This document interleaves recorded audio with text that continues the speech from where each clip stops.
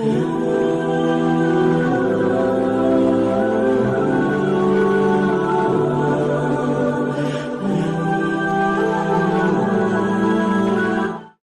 पाक फरमाती हैं, ओ मेरे नबी के गुलामों, मैंने ये रंग भी देखा है कि हुजूर ने इतना खड़े रहे, इतना क़याम किया, इतना क़याम किया कि मुकद्दस पैरों में वरम आ गए, सूज गए पैर। हम सैर करने गए तो थक गए, बात अलग है, लेकिन इबादत में ये भी तो मुस्लिम शरीफ है ना, ये भी तो दीन है ना, ये भी तो हुजूर की सुन्नत है, ये भी तो वो चीज है जो करीम की आंखों की ठंडक है। सैयदा फरमाती हैं पैरों में वरम आ गए। सारी रात ही हुजूर ने नमाज पढ़ी और एक ही आयत बार बार दोहराई। मस्जिद नबी में बिलाल हबशी ने फजर की अजान दे दी और हुजूर अभी मुसल्ले पे थे। करीम फारिग हुए। मैंने अर्ज की, या रसूल अल्लाह सल्लल्लाहु अलैहि वसल्लम, आपके तो सदके अल्लाह अगले पिछलों के गुनाह माफ करेगा, तो आप इतनी आहोजारी क्यों फरमाते हैं?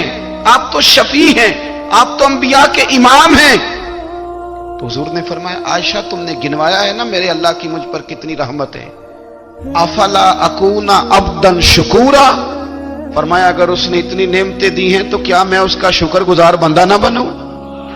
मैं शुक्रगुजार बंदा ना बनूं उसका? फिर अगर इतनी नेमतें उसने दी हैं, मुझे इतना नवाजा है, तो फिर मैं उसके सामने सजदे ना करूं?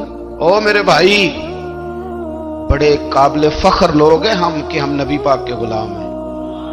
हम काबिल फख्र हैं कि नबी करीम के गुलाम हैं। क्या कभी इस गुलामी के शुक्राने में भी दो नफल पढ़े कि या अल्लाह तेरा शुक्र है तूने हमें हुजूर का गुलाम बनाया है। याद रखें कि अपनी रूहानी जिंदगी को आबाद करें, इस्तिगफार पढ़ें, तस्बीहात करें।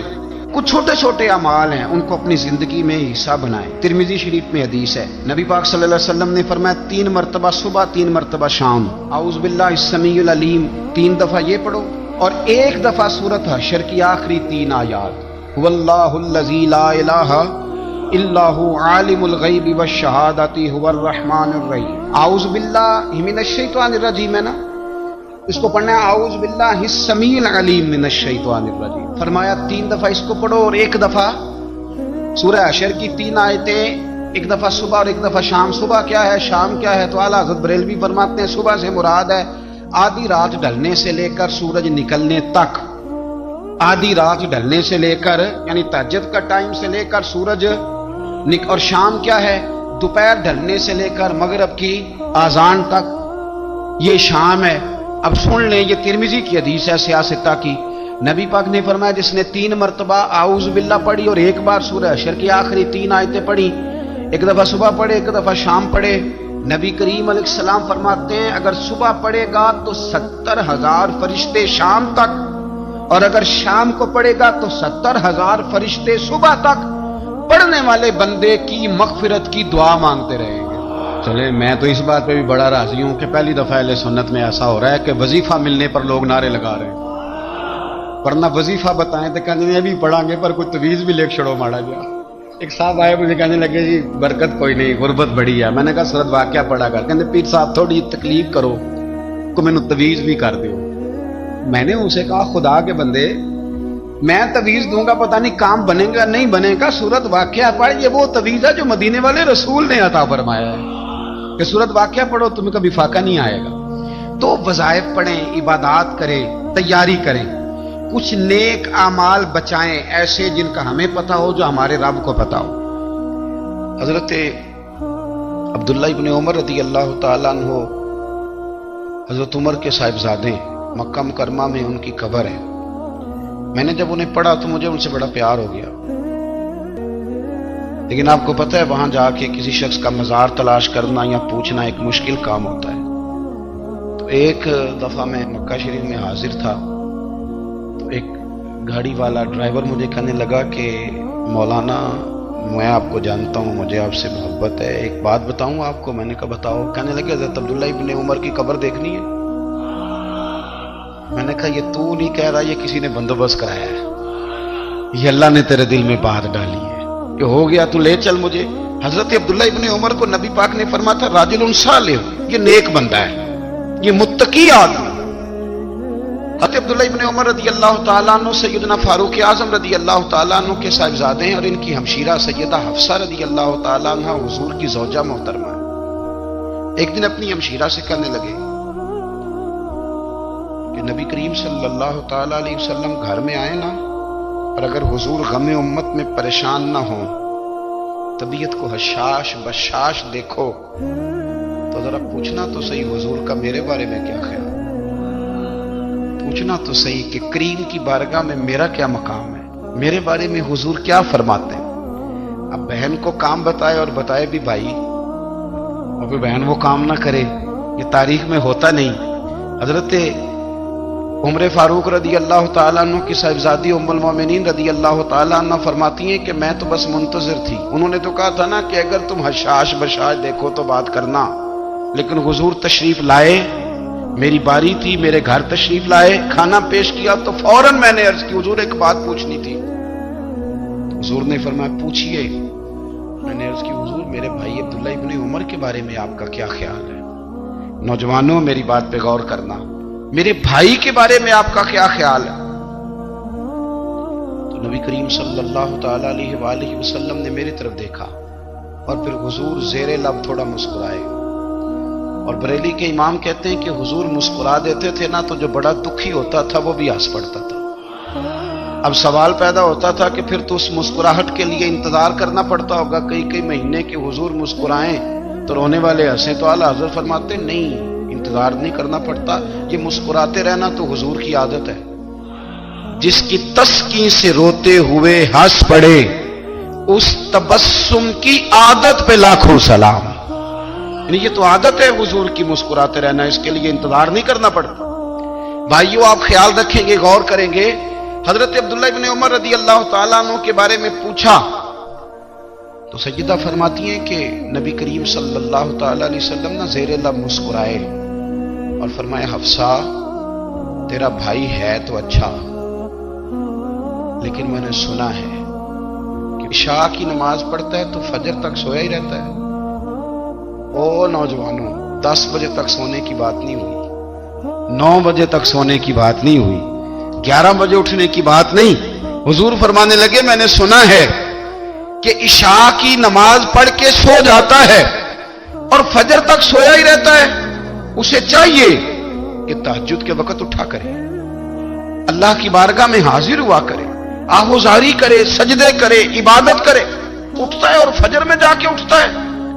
حضرت جناب حفصہ رضی اللہ تعالیٰ عنہ کہتی ہے میں نے جناب عبداللہ ابن عمر کو پیغام دیا اور میں نے کہا میرے جوان بھائی سن، نبی پاک نے فرمایا ہے تو اچھا پر تہجد میں نہیں اٹھتا، نفل نہیں پڑھتا۔ او میری ملت کے جوانوں، مزہ نہیں آ جاتا جب ساری دنیا سوئی ہو، ساری دنیا، اور بستر بھی گرم ہو اور نیند بھی پورا غلبہ کر رہی ہو، اور اچانک گھنٹی بجے دماغ میں، آنکھ کھلے، گھڑی پہ نظر پڑے، 3:30 4 بجے کا پیغام گھڑی بتائے، اور کوئی چڑھتی جوانی والا اٹھ کے وضو کرے، اور جب وہ مصلی کھول کے بچھائے تو مدینے والے محبوب کہتے ہیں کہ ہر نماز پہ رب ثواب دیتا ہے، اور جو اٹھ کے تہجد کی نماز پڑھے اسے دیکھ کے تو رب مسکراتا ہے، جو اس کی شان کے لائق ہے، جو اس کی شان کے لائق، وہ مسکراتا ہے، خوش ہوتا ہے کہ میرا بندہ تہجد میں اٹھ گیا، وہ مسکراتا ہے۔ کاش ہماری صبحیں کبھی اپنے مالک کے نام ہو جائیں، کاش کے صبح۔ حضرت ابو الحسن رحمۃ اللہ تعالی علیہ حضرت معاذ ابن جبل رضی اللہ تعالیٰ عنہ کے پاس بیٹھا کرتے تھے، فرماتے ہیں ان سے جو پیار بڑھا تو پھر میرا مصلی سے بھی بڑھ گیا۔ تابعی ہیں، فرماتے ہیں صحابی رسول سے محبت ہوئی تو ذکر سے بھی ہو گئی، پھر درود شریف سے بھی ہو گئی، محبت ان سے بڑھی تو پھر اللہ نے مسجد کا پیار بھی بڑھا دیا۔ آپ فرماتے ہیں کہ میری ہر وقت طبیعت چاہتی تھی کہ بس اللہ اللہ کروں، بس اللہ اللہ کروں، بس نہ میں ذرا تھوڑی جان چھڑاؤں لوگوں سے، کو 10 منٹ ملے تو میں کچھ 4 نفل پڑھ لوں، میں تھوڑا سا نہ بچوں لوگوں سے، اور مجھے تسبیح ملے تو میں نہ کچھ 400-500 دفعہ استغفار پڑھوں، سبحان اللہ، الحمدللہ، اللہ اکبر، لا حول ولا قوت الا باللہ، میں نہ تسبیحات پڑھوں۔ فرماتے ہیں کہ بچے تھے گھر میں 6-7، غربت تھی، کام ملتا کوئی نہیں تھا، اور میں کام چور نہیں تھا، کام ڈھونڈتا تھا، پر اللہ کی قدرت کے کام نہیں ملتا تھا۔ فرماتے ہیں کہ میں نے ایک دن اپنی اہلیہ سے کہا کہ آج میں پھر جاتا ہوں کام ڈھونڈنے، تو میری بیوی بڑی فرما بردار تھی، پر اس دن نہ غربت کے ہاتھوں تنگ آ کے کہنے لگی، آج نانا کوئی تو چیز لے کے آیا تو مجھ سے بچوں کی بھوک نہیں دیکھی جاتی، سب روگاں دا روگ محمد جس دا نام غریبی، کنڈ بلا کے لنگ جاندے نہیں دوست یار قریبی، آج نہ کچھ لے کے آیا تو میں بچے لے کے چلی جاؤں گی۔ شیخ فرماتے ہیں کہ میں بڑا پریشان گھر سے نکلا، پر میں نے صبح سے لے کے زور تک کام ڈھونڈا، کام ملا کوئی نہیں۔ تو میرے دل میں خیال آیا چلو کام نہیں ملتا تو اللہ اللہ تو کرے گا، چلو بندوں کی مزدوری نہیں ملتی تو رب کریم کی عبادت ہی کرتے ہیں۔ فرماتے ہیں کہ میں نے نا فرات کے پانی سے وضو کیا، نہر کے، شدید دھوپ تھی، ساتھ ریت تھی اور ریت تپ رہی تھی، میں نے اپنا رومال وہیں مصلی کے طور پر بچھا لیا اور فرماتے ہیں کہ زور سے لے کر عصر تک نماز پڑھی، دھوپ بھی پورے زور پہ، پر میرے سجدے کا ذوق بھی پورے زور پہ۔ فرماتے ہیں سورج بھی چمک رہا ہے اور رب کی عبادت کا ذوق بھی پورے زور پہ، میں سجدہ کروں تو پھر میرا اٹھانے کو جی نہ چاہے۔ میرے استاد لکھا کرتے تھے، یہ ان کا شعر ہے، وہ کہا کرتے تھے مجھے سوز دے، مجھے ساز دے اور مجھے نیم شب کا نیاز دے، دم سجدہ خود کو میں توڑ دوں، مجھے ایسا ذوق نماز دے۔ اور میں تیری بہار کا پھول ہوں، میں کھلا بھی ہوں تو تیرے لیے، مجھے میری شاخ سے توڑ لے، مجھے اپنی زلف کا ناز دے۔ بھائی فرماتے ہیں کہ عصر تک میں نے نفل پڑھے، دل ڈھلنے لگا، عصر کی نماز پڑھی اور میں وہاں سے چلا۔ اب میں جب نکلنے لگا تو دل میں خیال آیا کہ چھوٹی چھوٹی دیواریں ہیں گھر کی، بغیر کچھ لیے جاؤں گا تو بیوی دور سے دیکھے گی تو شور کرے گی کہ پھر خالی ہاتھ آ گیا ہے۔ کہتے میں نے اپنے اسی رومال میں جس پہ میں نے نماز پڑھی تھی نا، رومال میں کی آخی دے پنجابی جسافہ کہتے ہیں، اسی میں نا میں نے کچھ ریت بھر لی کہ وہ دور سے دیکھے گی تو سمجھے گی کچھ لے کے آیا ہے، چلو جا کے اسے بتا دوں گا کہ آج پھر مزدوری نہیں ملی۔ کہتے ہیں وہ ریت لے کر جب میں گھر میں گیا تو پہلے بیوی دروازے پہ کھڑی ہوتی تھی، پوچھتی تھی خالی ہاتھ آ گئے ہو؟ آج میں نے دیکھا تو ہے ہی کوئی نہیں۔ فرماتے ہیں میں اندر داخل ہوا، سلام لیے، کونے میں میں نے وہ رومال رکھ دیا اور میں نے آواز دی کہ بھلی مانس کہاں ہو؟ تو وہ کہنے لگی آپ منہ ہاتھ دھو لیں، میں روٹی لے کے آئی۔ میں نے کہا روٹی کہاں سے آ گئی؟ یہاں تو کئی دنوں کے فاقے، تو کئی دنوں کی غربت ہے، یہاں تو اس گھر میں تو فقیری ہے۔ فرماتے ہیں کہ وہ روٹی لے کے آئی اور اس وقت کی جو موجودہ نعمتیں تھیں، سمجھ لیں سلاد، اچار، ہر چیز ساتھ لائی۔ میں نے کہا کہ بچے کہاں گئے؟ کہنے لگی وہ کھانا کھا کے کھیلنے گئے، آپ کھانا کھا لیں آ جاتے۔ کھانا اس نے چن دیا۔ میں نے حیرت انگیز لہجے میں ساری نعمتیں اپنے دسترخوان پہ دیکھ کر کے بیوی سے پوچھا یہ کہاں سے آیا کھانا؟ بچوں کو تو نے کہاں سے کھانا کھلایا؟ یہ سارا کچھ کیسا ہے؟ کہنے لگی پتہ نہیں آج آپ کس کریم کی مزدوری کرنے چلے گئے تھے، پتہ نہیں کس کریم کی، میرے گھر میں تو اتنی نعمتیں آئی ہیں کہ مجھ سے سنبھالی نہیں جا رہی، اتنا اناج ہے، اتنا گندم ہے، کس کریم کے دروازے آج چلے گئے تھے؟ یہ کہتے کہتے وہ اٹھی اور اٹھ کر کے کہنے لگی پہلے بڑا کچھ آیا تھا، اب کیا لے آئے ہو؟ اور جا کر کے نا اس نے وہ ریت والا رومال کھولا، کہنے لگے میں تو لے کے آیا تھا ریت، تو میرے رب نے اسے بھی سونے اور ہیرے بنا دیا تھا۔ جب آپ کی توجہ اللہ کی جانی، میرے نبی پاک صلی اللہ تعالی علیہ وسلم نے فرمایا ہر چیز اپنے رب سے مانگ، ہر چیز مانگ، ہر چیز مانگ۔ یا رسول اللہ کیا کچھ؟ میرے محبوب نے فرمایا تیرے گھر میں نمک بھی ختم ہو جائے تو وہ بھی اپنے رب سے مانگا کر، تو مانگنا وہ تجھے دے گا، تو اس کی بارگاہ میں کشکول طلب دراز تو کرنا۔ اور ترمذی شریف میں عجیب لفظ ہیں، رسول کائنات نے فرمایا، رب کریم فرماتا ہے جب میرا بندہ ہاتھ اٹھاتا ہے نا تو مجھے حیا آتی ہے کہ میں خالی کیسے لوٹا دوں اس کے۔ اتنے بڑے بادشاہ کی بارگاہ میں، او بھائی لوگوں سے عزتیں تلاش کرتے ہو تو وہ کیا تمہیں عزت دیں گے؟ وہ تو کل اچھا کہتے ہیں پرسوں برا کہنے لگ جاتے ہیں۔ لوگوں کے سامنے گڈ بک میں آنا چاہو گے تو وہ تو سویرے تمہارے بارے میں کچھ کہیں گے، شام کچھ اور کہیں گے۔ اپنی روحانی زندگی آباد کریں، اپنے مسلح کو وقت دیں اور دنیا سے چھپ کر اس موبائل کو بند کر کے اور اپنے آپ سے بھی چھپ کے اور تنہا ہو کے چھپا کے سارا کچھ اپنے آنسو اپنے رب کی بارگاہ میں پیش کریں، اس کے حضور حاضری دیں۔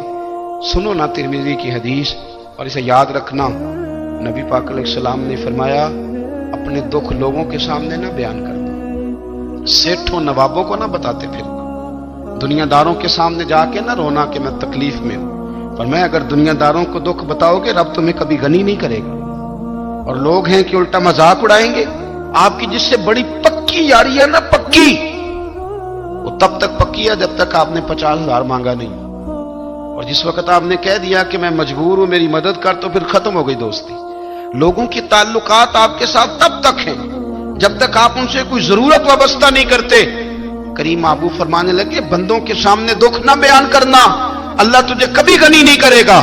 تو اپنے دکھ اپنے رب کو بتا، تو دعائیں مانگ، تو اس کی بارگاہ میں حاضر ہو، تو اس کے حضور عرض کر۔ فرمایا اپنے دکھ اپنے رب کو بتا، وہ جلدی کرے یا دیر سے کرے تجھے ساری دنیا سے بے نیاز کر دے گا، تجھے کسی کا محتاج نہیں رہنے دے گا۔ اپنے مسلح کو، اپنی دعاؤں، ایک بزرگ فرماتے ہیں میں نے دعا مانگنے کا طریقہ اپنی بیوی سے سیکھا۔ دعا مانگنے کا طریقہ اپنی، سیکھنے والے تو اپنے بچوں سے بھی سیکھ لیتے ہیں، سیکھنے والے تو ہر ایک سے سیکھتے ہیں۔ وہ کہتے ہیں میں نے دعا مانگنے کا سلیقہ اپنی بیوی سے سیکھا ہے۔ حضرت وہ کس طرح؟ فرمانے لگے میری بیوی نے نا مجھے کوئی کام بتایا، کچھ پیسوں کی ضرورت کے لیے کہا، تو میں نے اسے کہا کہ بھئی ابھی میرے پاس نہیں ہے، کچھ دنوں میں آتے ہیں تو میں دے دوں گا۔ عورتوں کی عادت ہوتی ہے وہ بار بار یاد کراتی ہیں، 2-4 دنوں کے بعد پھر اس نے کہا حضرت وہ میں نے کہا تھا کچھ پیسے، میں نے اسے کہا کہ ابھی میرے پاس نہیں ہے، کچھ دنوں میں ملتے ہیں تو میں تمہیں دے دوں گا۔ اس نے کچھ دنوں کے بعد پھر کہا حضور وہ میں نے کچھ پیسے کہے تھے۔ فرماتے میں نے ڈانٹ دیا، میں نے کہا کہ کیا تو روز مجھے شرمندہ کرتی ہے، کہا نا میرے پاس نہیں ہے، ہوں گے تو دے دوں گا، تو روز یاد کراتی ہے۔ فرماتے اس نے پہلے تو میری ڈانٹ کو سہا، پھر میرے سخت جملوں نے اس کی آنکھوں میں آنسو پیدا کر دیے، پھر اس نے اپنے آنچل میں اپنے اس دکھ کو سمیٹا، اور پھر اس نے ایک جملہ کہا تو میں رو پڑا، اور مجھے اپنے رب سے مانگنے کا طریقہ آ گیا۔ مجھے کہنے لگی حضرت جی آپ نے ڈانٹ دیا، میں نے سہ لیا، پر آپ ہی میرے شوہر ہیں، بتائیں نا آپ سے نہ کہوں تو میں کس سے جا کے کہوں۔ فرماتے ہیں میں رو پڑا، اور میں کھل کے رویا، اور میں تڑپ کے رویا، اور پھر میری سسکیاں بند گئیں۔ تو مجھے کہنے لگی آپ کو کیا ہوا؟ میں نے کہا مجھے بھی دعا مانگنی آ گئی ہے، جب میں اسے کہوں گا نا اللہ تو ہی میرا رب ہے، میں تجھ سے نہ کہوں تو میں کس سے جا کے کہوں؟ میں کیوں کسی بندے سے سوال کروں؟ میں کیوں کسی دنیا دار سے کہوں؟ میں تیرے بندوں کا، نیک بندوں کا وسیلہ لے کے، تیرے محبوب کی غلامی لے کے تیری بارگاہ میں آیا، تجھ سے نہ مانگوں تو کس سے مانگوں؟ سمجھ آ گئی ہے؟ جب میں اس رنگ میں مانگوں گا تو پھر رب میرے اوپر بڑا ہی فضل فرمائے گا، وہ میرے اوپر بڑی رحمت کرے گا، وہ میرے لیے آسانیاں کرے گا۔ عزیز دوستو، ہم اس طرح کرنے لگ گئے ہیں کہ ہم نے نا اپنے تعلقات پر اعتماد کرنا شروع کر دیا ہے۔ میرے تعلقات بہت ہیں، ہم نے اپنی دولت پر اعتماد کرنا شروع کر دیا ہے، میرے پاس دولت بہت ہے۔ ہم نے اپنے علم پر، اپنی شہرت پر اعتماد کرنا شروع کر دیا ہے کہ میرے پاس فلاں چیز بہت ہے۔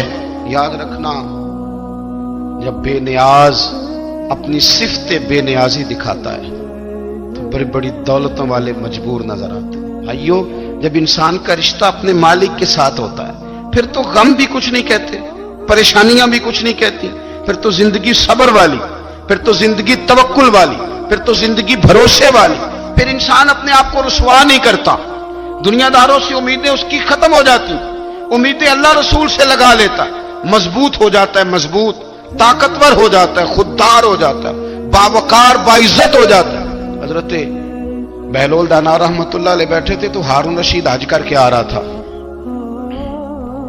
تو رستے میں حضرت شیخ سے ملاقات ہو گئی، تو السلام علیکم کے بعد کہنے لگا حضور کوئی حکم ہو تو بتائیے گا۔ تو حضرت بہلول دانا فرمانے لگے تیرا رب کون ہے؟ اس نے کہا اللہ۔ تو فرمایا میرا کون ہے؟ کہا اللہ۔ فرمانے لگے تو بڑا ہی بیوقوف ہے، کیا تو یہ سمجھتا ہے کہ رب ہارون رشید کو تو دے گا اور بہلول دانا کو بھول جائے گا؟